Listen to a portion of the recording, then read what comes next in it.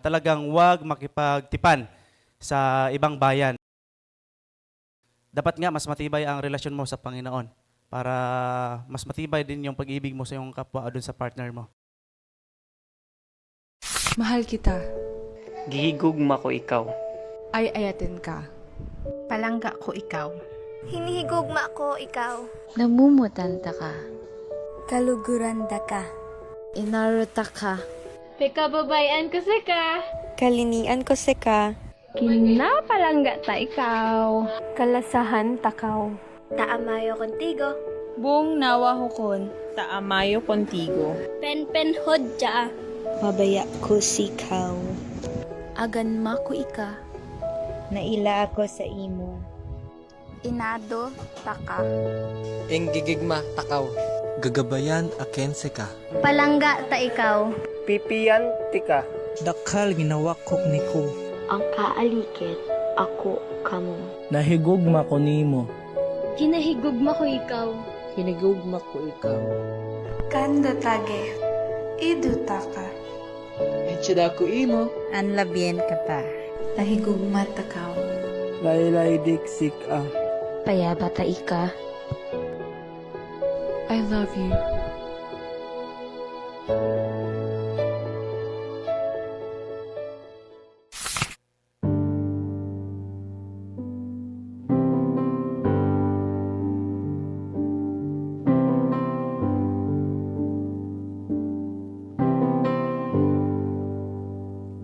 I love you, Lord,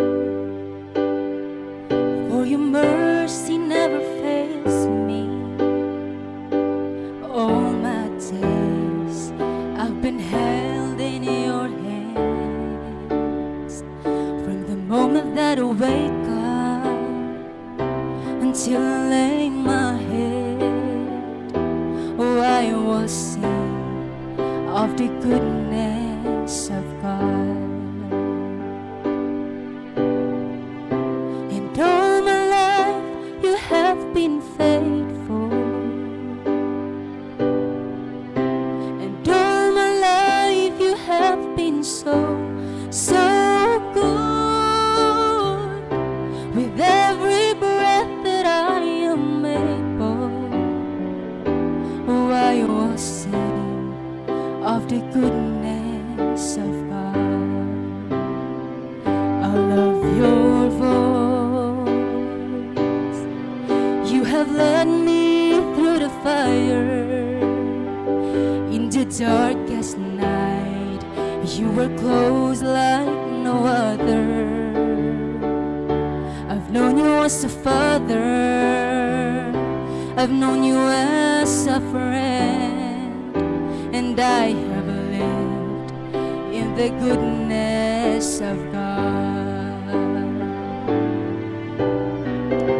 And all my life you have been faithful.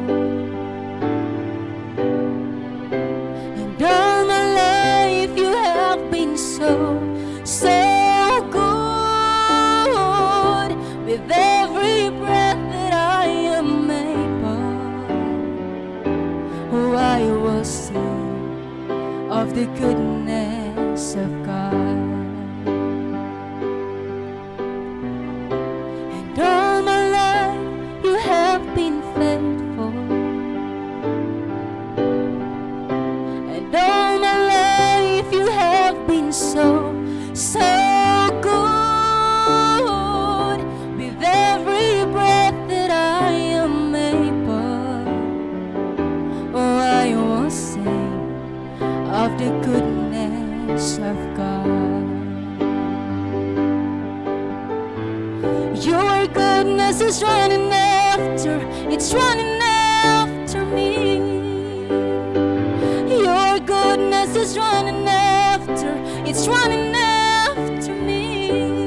With my life laid down, I'm surrendered now. I give you everything. Your goodness is running after, it's running after me. Your goodness is running after, it's running after me. Your goodness is running running after, it's running after me. With my life laid down, I'm surrendered now. I give you everything. Your goodness is running after, it's running after me. And all my life you have been faithful.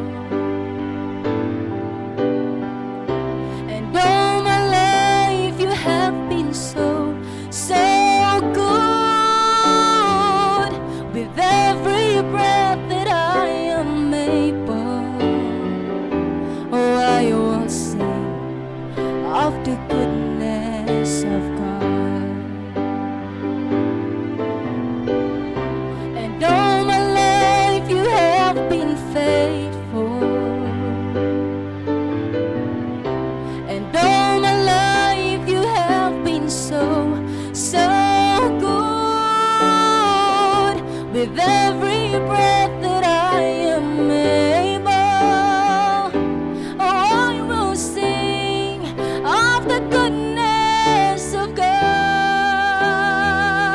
Oh, I will sing of the goodness of God. Oh, I'm gonna sing of the goodness of God.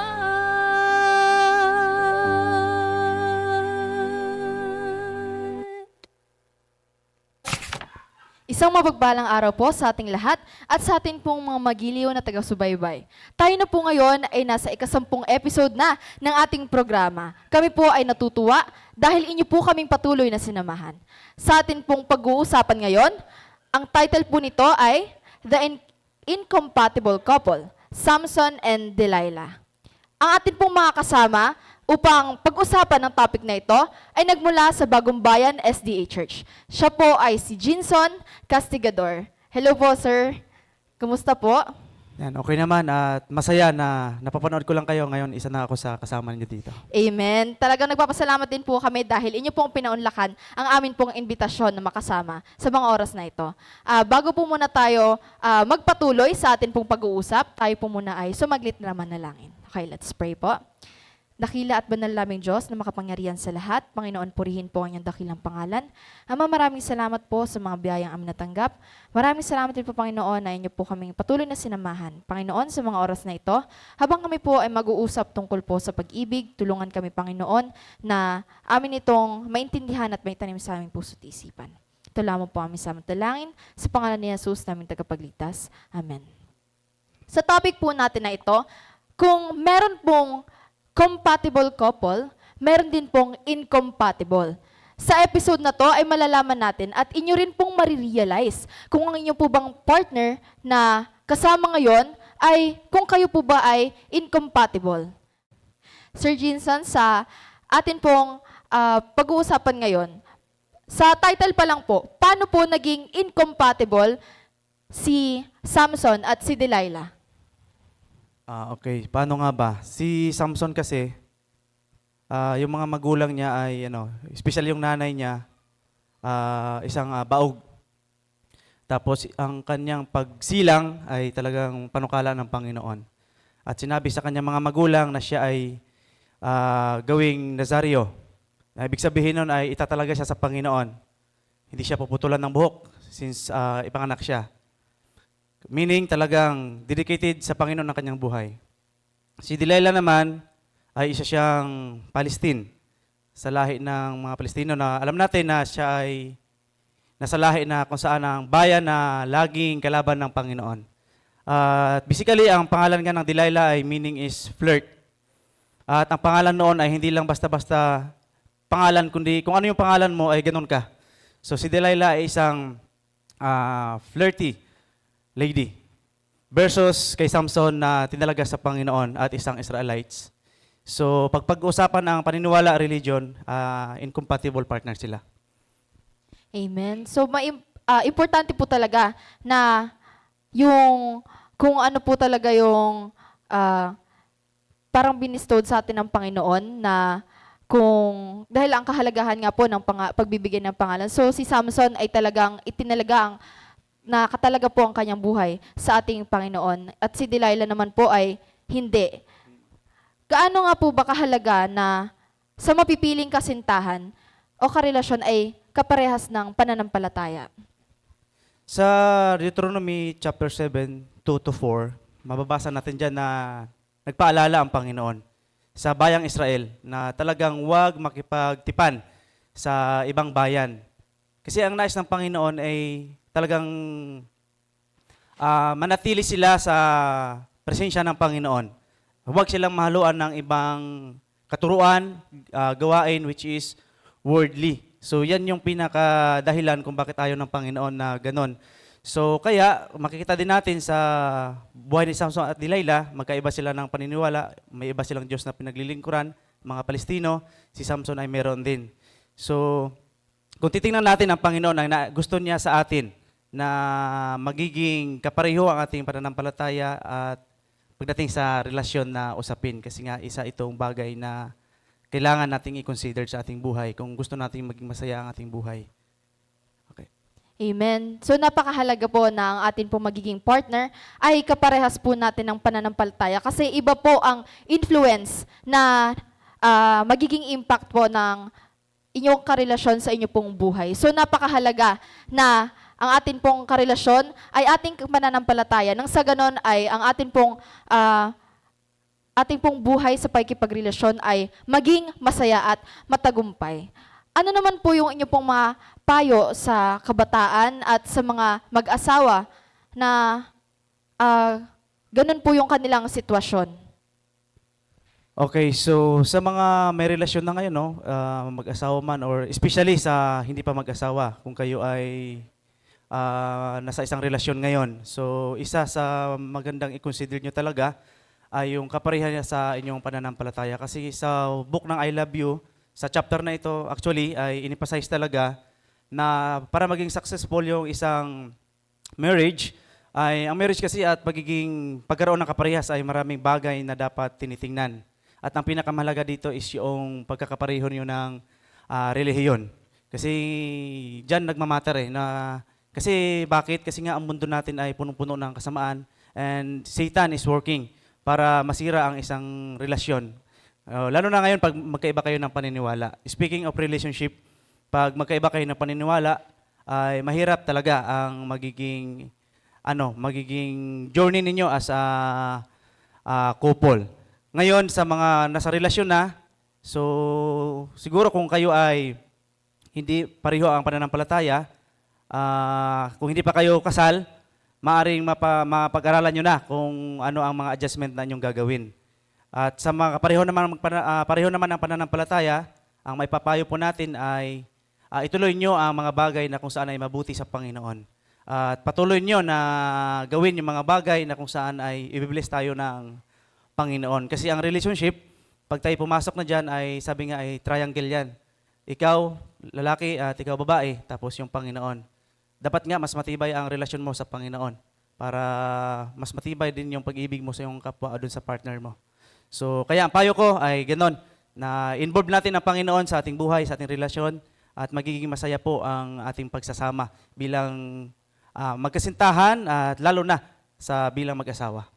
Amen. Maraming salamat po sa inyo pong napakagandang mensahe ukol po sa chapter na ito na kung saan hinighlight po ang kahalagahan ng kaparehas na pananampalataya po sa ating partner para po tayo ay patuloy na maging masaya at the same time nakakalugod po ito sa ating Panginoon. Sir Jinson, bago po tayo patuloy na magtapos, sinihilingan ko po kayo na tayo po muna ay manalangin. Tayo po ay manalangin.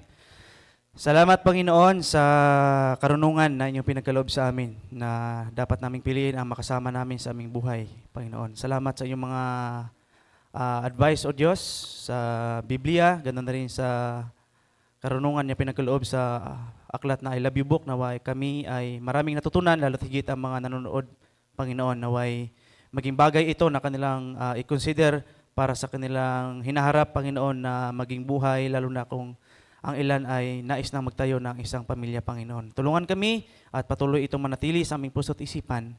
Ito po aking dalangin hiling sa matamis na pangalan ni Jesus namin tagapagligtas. Amen. Amen. Maraming salamat po sa inyo pong patuloy na panonood at pagsubaybay ng ating series. Magkita-kita po muli tayo sa ating susunod na episode at pagpalain po tayo ng ating Panginoon. Dahil it is love's path in God's path. Hatid namin ay pag-ibig saan mang sulok ng daigdig.